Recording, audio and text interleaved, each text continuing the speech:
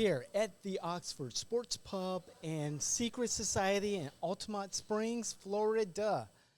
I'm David Washington, Joel Hawksley, and we have Kellen Clark.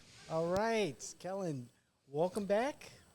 It's good to have you a part of You Can't Make This Shit Up, where we are going to do a deep dive into the Jacksonville elections that occurred in this past week, Tuesday.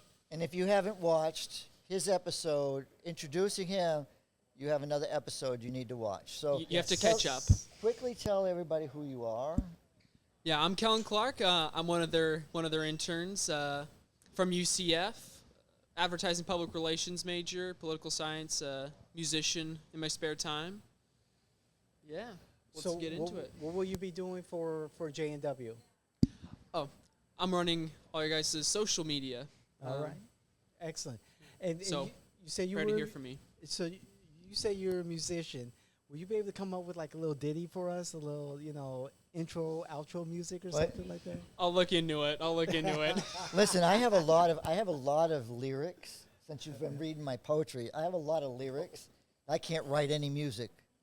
So I'm like sitting here with like really good content, and I can't get anybody to deal with it. So maybe you can put some like. I have a keyboard, some synth drums, some guitars. I need to rent a bassoon for the summer. I don't have one right now. Oh, cool. See what maybe I can cook up something. All right. Okay, that sounds like a lot of fun. So.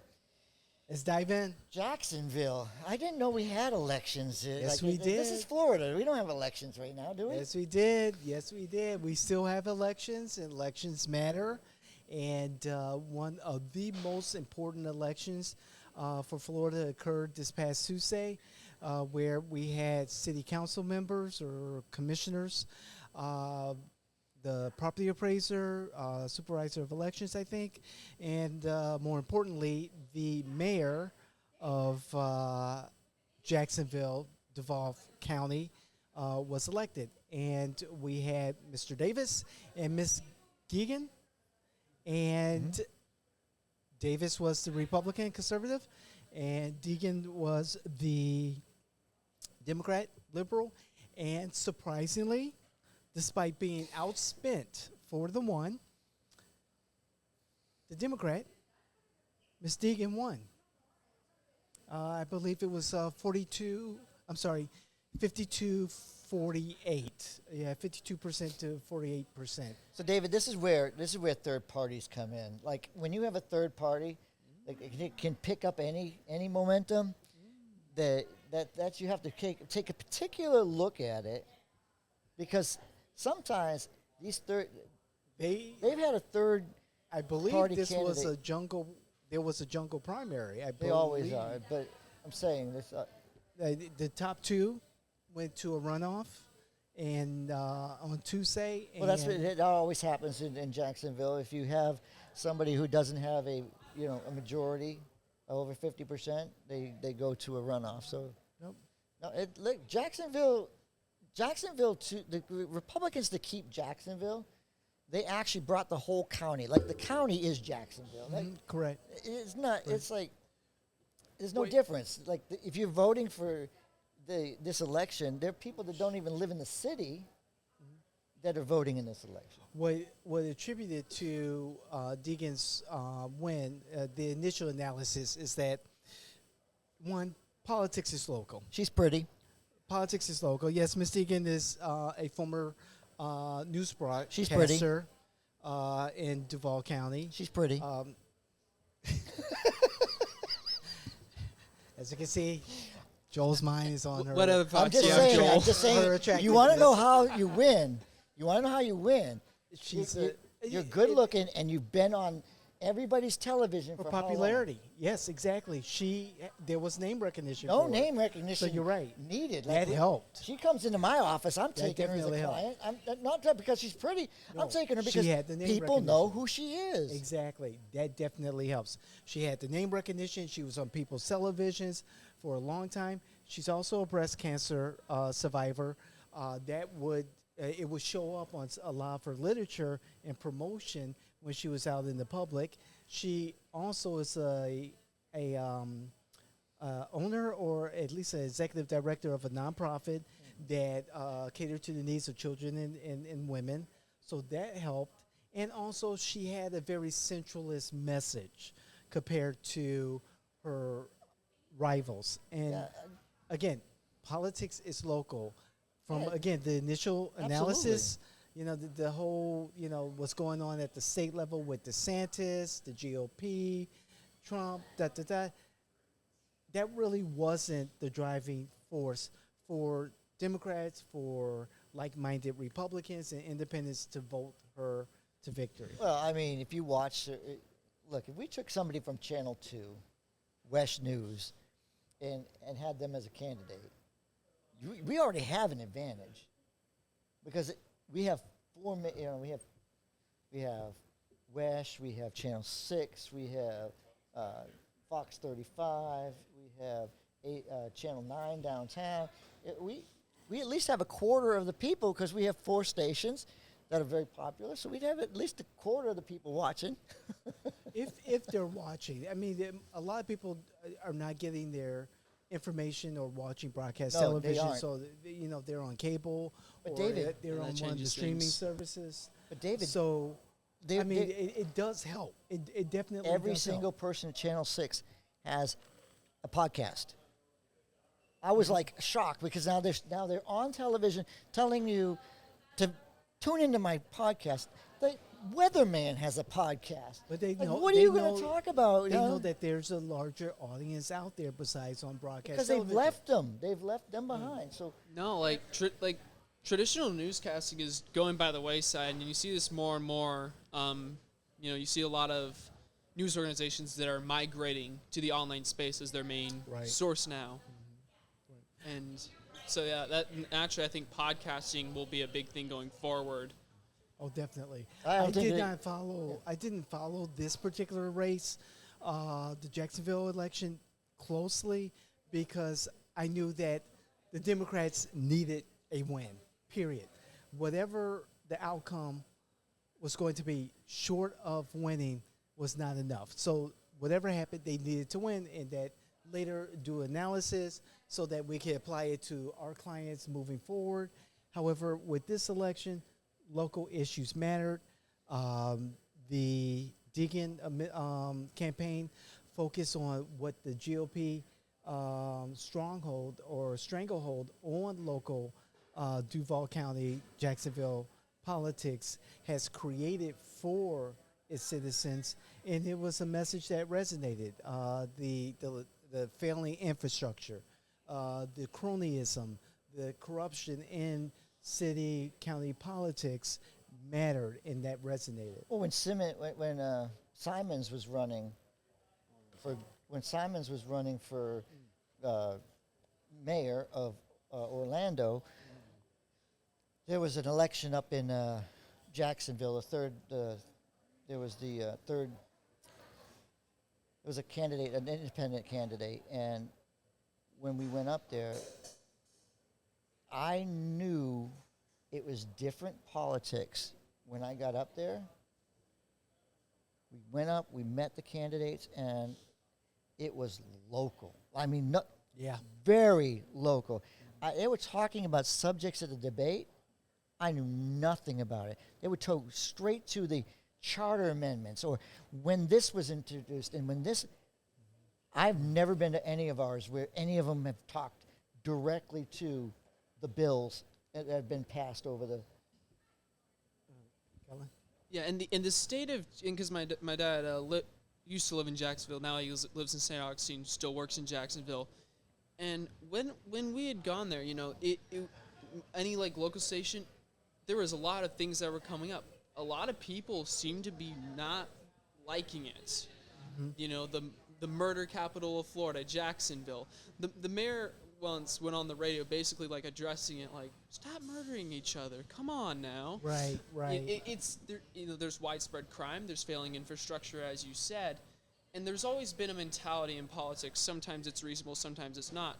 The vote at the losers mentality, and I question whether that was probably a big part of it because Jacksonville has been having so many problems lately, and it's been overwhelmingly GOP driven, so that to a lot of people, correlation will equal the causation regardless of truth. And so that will inevitably, as it gets worse and worse, give the Democrats a bigger and bigger advantage until eventually they got it. Well, I think they do have it. I think Jacksonville has been changing.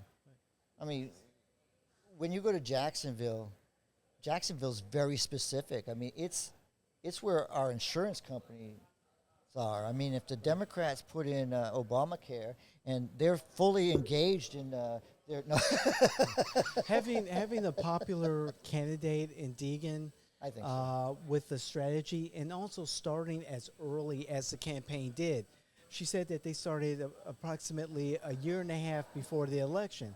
And that's a smart strategy. It's something that we have professed to our candidates, that, you can't get into an election 6 months, 8 months, even 12 months before an election.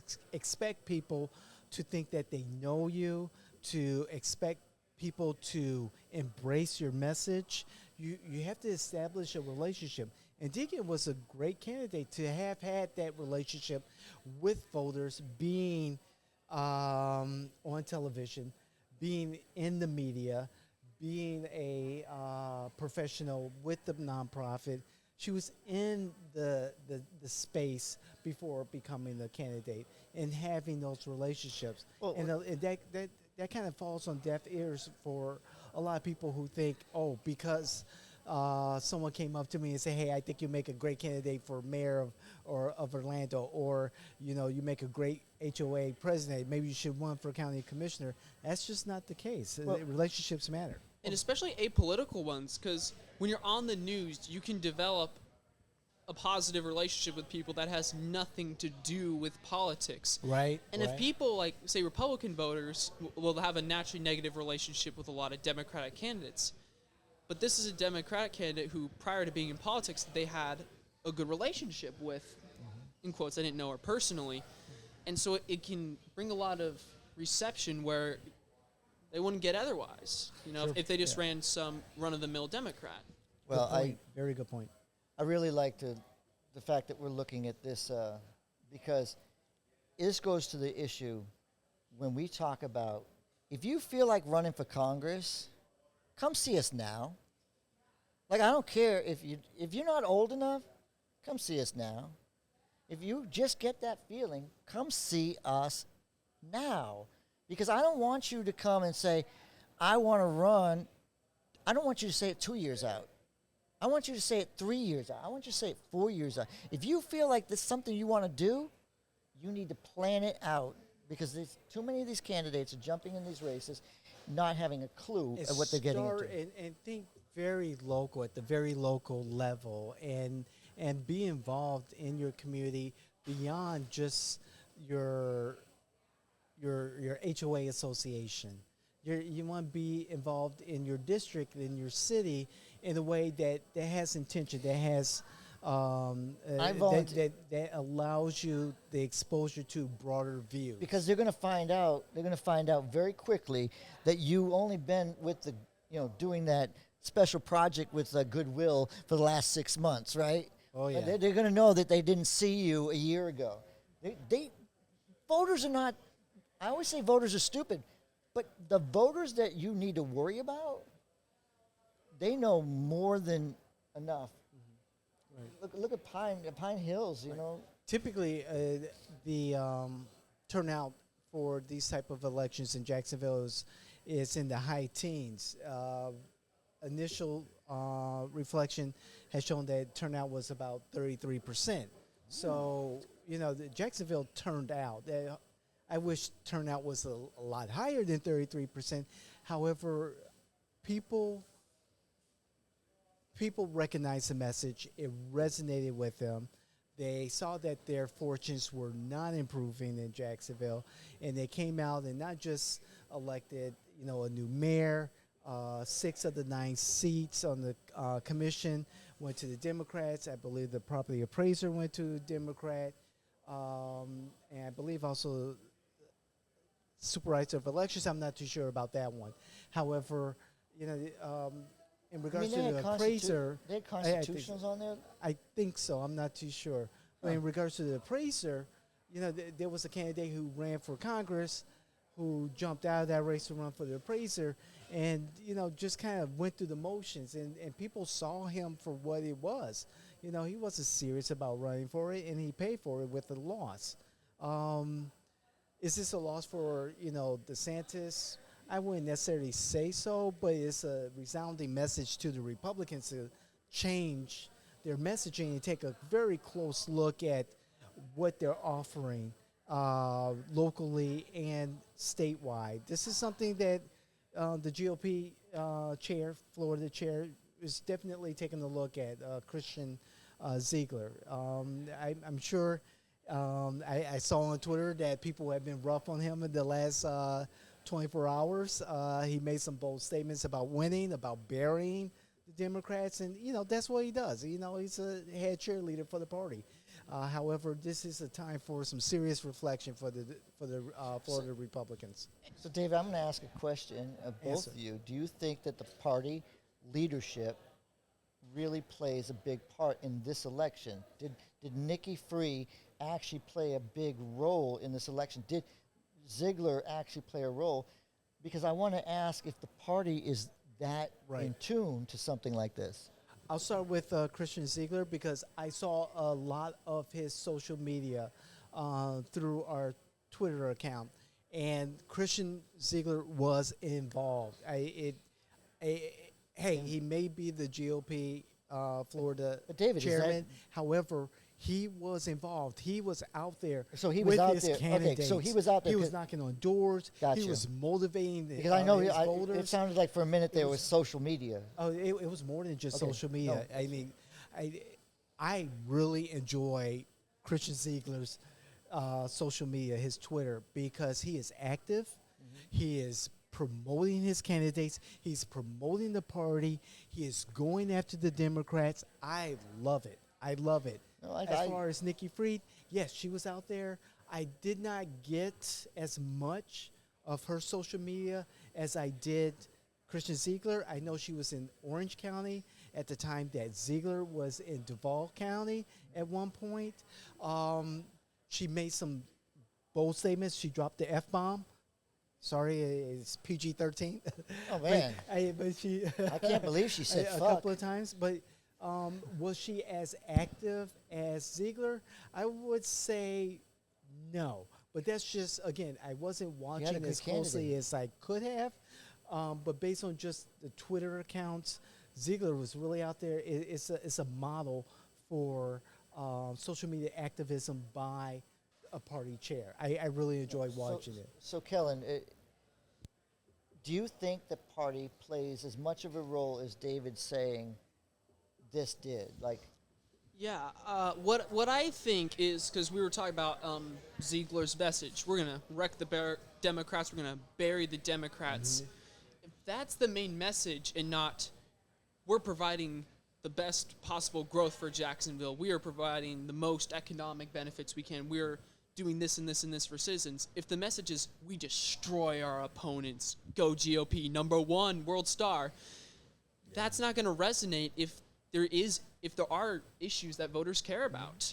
Well, I had a person call me. I had a person call me on Owl, and it was very interesting because they called me because I'm a political consultant. That's what it said on my thing.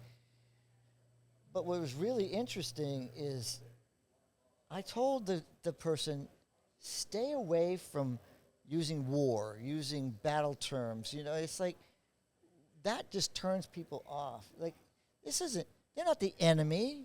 When you say they're the enemy, you already put up a barrier. You can't go any further. If you say you're a baby killer, you can't say, you've shut the door.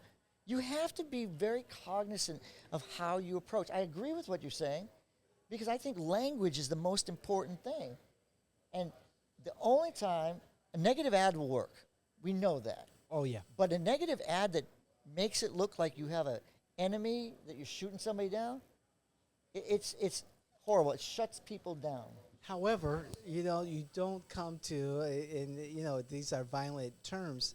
You don't come to a gunfight with a knife. And See, wait, and in the past, I've been on both sides. I've been very aggressive in campaigns, and I've been passive in campaigns. And at this point, at what's at stake for Democrats and liberals in Florida, enough of the smiles, enough of the sportsmanship. There is a time and place for the negativity.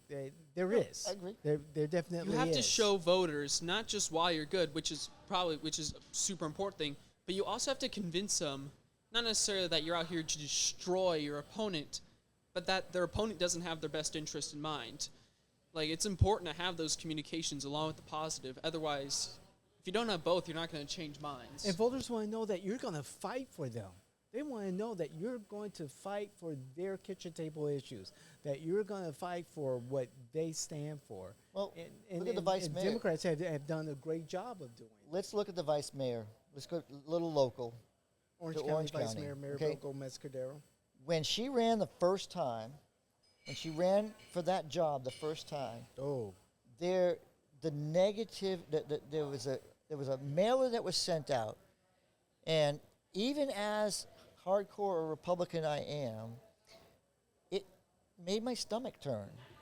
It turned me off. It was the second time she ran. That was the second time It was the second time she won. She ran and lost to Jennifer Thompson. I meant the win, but yeah. But you talk about the win. But I mean, if you bring animals in, you there's certain things you just don't do. Yeah, that was not. That wise. takes the Poor voter taste. to a different place. Exactly what he's saying is that did nothing for the opponent, because it basically said that her kids are doing this, and this, and it's like, wait a minute, she's offering me much more than Murkowski is. So, and if Murkowski has to go to this extreme, and she's a nice woman, I mean, it comes to the point where you can turn people off. Sure. And I say, That's true. just let's not go to war. There's a time and place, and that was not the time and place. It did not warrant.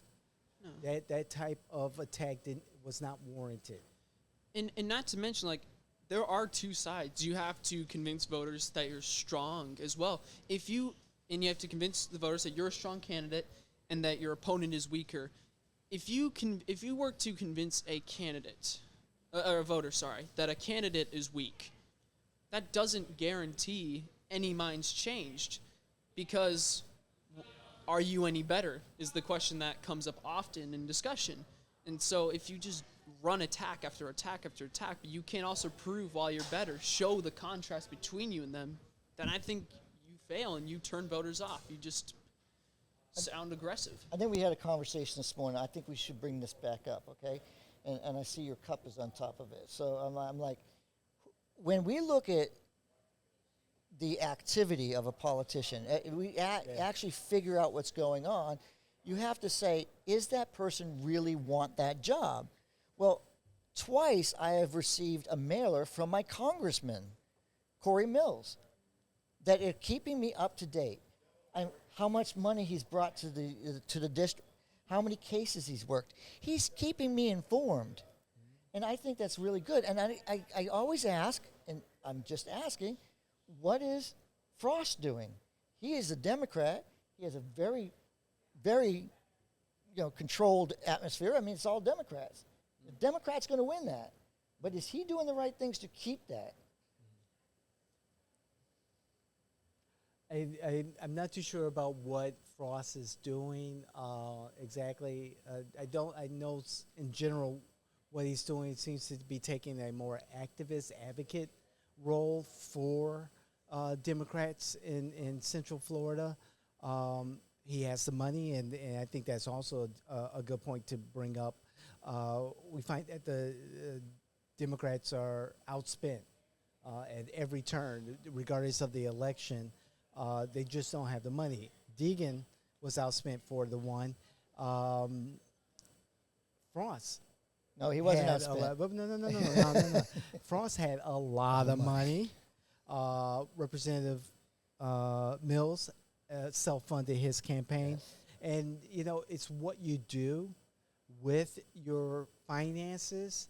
If you have a very good strategy and the execution of that strategy is on point, you win, regardless of the amount of money. And Diggin is a good example of that. She checked all the boxes of a really good campaign, it appears. A good candidate, a solid candidate that people resonated with, a message that people resonated with, an opponent that was very flawed because of where he was coming from as far as the cronyism of the Duval County government. And then there's other factors, the strategy, the messaging, everything. And, we see that it's what you make of the opportunity once you become Sometimes you have to cut the him elected off if you official. wanna say something. My take on Max Frost. I think he needs to be a bigger presence than he is. Because if you search, because I was trying to, because I like messaging members of Congress that are applicable to me, and it came up when the Restrict Act came up, because I was extremely against it. I thought it gave too much power to the executive branch that was very unwarranted, specifically to bureaucrats who are notorious for not always having the best intentions. And so I had huge problems with that. And I was trying to find, who's the guy at UCF? Because I knew my guy Posey, whose office never responds, mind you. Hey, don't talk bad about my friend. That's true. No. Wait. You That's want to talk to true. Bill? We can talk to Bill right now. I would actually love to talk to him sometime. I do want to get to know him better. But when you search it, Max Frost doesn't come up. Corey Mills comes up. Yeah. But Corey Mills is not the guy. Max Frost is the guy. No. Yeah. He's the representative of the college that doesn't show up. Corey is right on the border, and he's doing what he needs to do. Yes, and that's the problem, is that he has a bigger presence than Max Frost does. I mean, Max Frost has a very responsive office, but very few people that aren't me message members of Congress, frankly, and so that only gets you so far. It doesn't reach a wide audience. It reaches a very narrow audience of people who are hardcore interested. And the Souths are definitely different. Mills is more about the job of being a representative and communicating, working for his constituency, and being in D.C. doing the work of a representative. But Frost, Before you say Frost, what did we tell him? You and I both told him the most important thing, Corey, when you get up there, is constituent services. Yes, If you're not talking constituent services, you're going to be just like this. Now, you can talk about Frost. I just wanted to say, because I give you a lot of credit, to be there and with me talking to a Republican about what the most important thing is, and he's not wavered. He goes up there and he fights for the military because he's a veteran. He comes there, he comes here and he says, I'm doing X, Y, and Z. Doing 300, we've had 362 total cases. Right. We had 121 were passport, 49 were VA. I mean, I know what's going on with my congressman. and it comes with maturity. Corey Mills, a business owner, a successful business owner, has connections. He's a representative. He has some years under his belt, some experience under his belt. You have Representative Frost, 25 years old, doesn't have the connections, never had a business. Can't look you in the eye. He's green. He's very green, and so Corey Mills probably had the connection. So when he moved to D.C., got his residence with no problem because he has good credit, he was able to establish his office because he had those connections and brought in people who knew Washington, D.C. Frost, on the other hand, did not have those connections, did not have but when he got up there, the business acumen to get set up and get ready. And so Corey is more responsive to his constituency than Frost, who stays in that lane of being the community advocate, the community, the community advocate, activist. I mean, when you and have that's his lane. That's when you his, have a candidate that wants to make sure he makes an announcement at the worst time possible because he can get Frost, like, oh, when's the congressional congressman going to be down here? I mean, that was the worst time for that candidate to announce, but he had to wait for the congressman. Like, this is what's going on in Orange CGS. County. Like, it doesn't have to do that. Also, Mills can talk about, and I get his feed also. Mills can talk about legislation that has passed the House, and that's impressive. That's very impressive, and it's meaningful. Some of the issues that he's promoted. You and I had a conversation about some of the one particular legislation that Frost presented was to create another bureaucracy, another office Yep. on what to do about gun violence. And I'm like, oh my God, even the Chinese know what the problem is and know what some of the solutions are. We don't need another talked about that. fucking office. Yeah, we already have enough bureaucrats. Thank you. Thank you. And so that shows the level of maturity in the two. But here's the thing I want to say in to the students of UCF. CD7. That if you know who Corey Mills is, I mean, they knew who Stephanie Murphy was. Mm-hmm. She spent time focusing on that area of her constituency because young people are starting to vote more. And if you're in college and you need to reach out to somebody, you don't have your congressmen like up in Massachusetts or down in Miami-Dade. You know, you have to have that connection with the college, and for him not to have that yet, kind of interesting.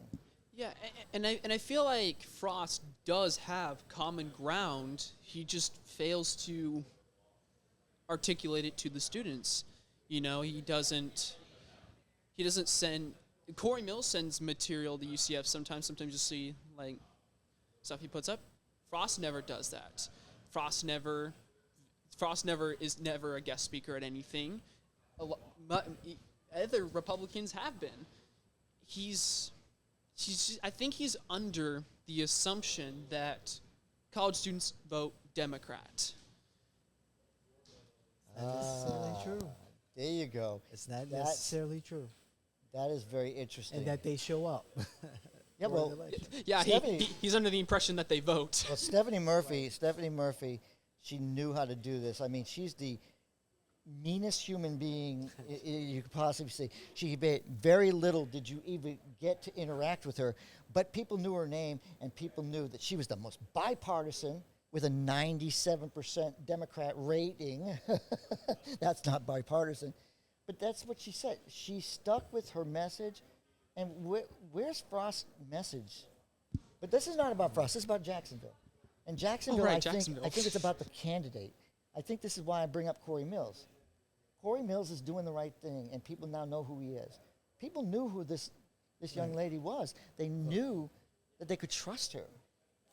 So we're going to wrap this up because I know there's some pizza or something getting cold. But you see where I'm coming from? Right. Well, congratulations to Mayor-elect Deegan. Yes. And her fellow Democrats on the commission and property appraiser. It was a significant win for the Florida Democrats. Congratulations, Nikki Fried. There's opportunities coming up real soon here in Central Florida, depending on what State Rep Fred Hawkins Jr. does. But things are looking up for the Democrats. It's just a matter of follow through. Yeah, and let's hope that this brings conversation away from culture war and back onto better governing. You know, hopefully this could be a message to the Republicans as well to focus on issues as opposed to owning the libtards. Okay, I hope that's what we get from this above all else. So what should our audience do right now? I'm asking you. What should they do right now? Yes. They should click the like button. You got to like, comment, subscribe, ring the bell for notifications for future uploads. Hopefully they're going to be more frequent. Yes. Follow us on all of our social media, Facebook, Twitter, Instagram. and tell your friends. And soon Snapchat, I guess.